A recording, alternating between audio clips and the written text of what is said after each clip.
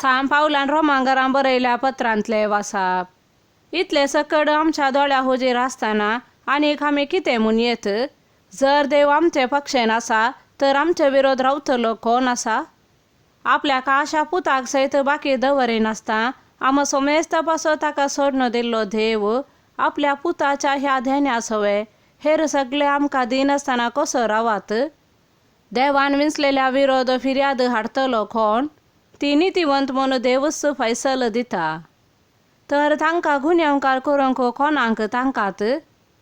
क्रिस्त जेजू मेलो, जिवंत जाला, देवाच्या उजव्याक बसला आनी आमचे पासत विनाती करता. अशें आसता कोण तो आमकां क्रिस्ताच्या मोगातान वेगळी करतालो? कश्ट वा अडचणी, दगधवणी, खाना जेवणाचो वा नेसनाचो तांतवार, आपाय वा तालवार? पवित्र पुस्तकी बरोवन आसा, तुजे पासत दिसान दीस मरणाक आमकां तयार करतात, कातरूंक व्हरतात त्या बकऱ्या बरी आमकां लेखतात.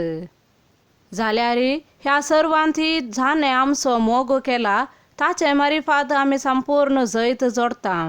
कित्याक इतले हांव खंडीत जाना, मरण जावं जिवीत जावं, देवदूत जावं, सैंबावर्त्यो शक्त्यो वा पदव्यो जावं, आतांचो काळ जावं फुडलो काळ जावं, अंतरळ जावं पाताळ जावं, कोणीय जावं कितेंय जावं, जेजू क्रिस्त आमच्या सोम्यांतय आमकां मेळिल्ल्या देवाच्या मोगातावन आमकां वेगळी करूंक शकचे ना.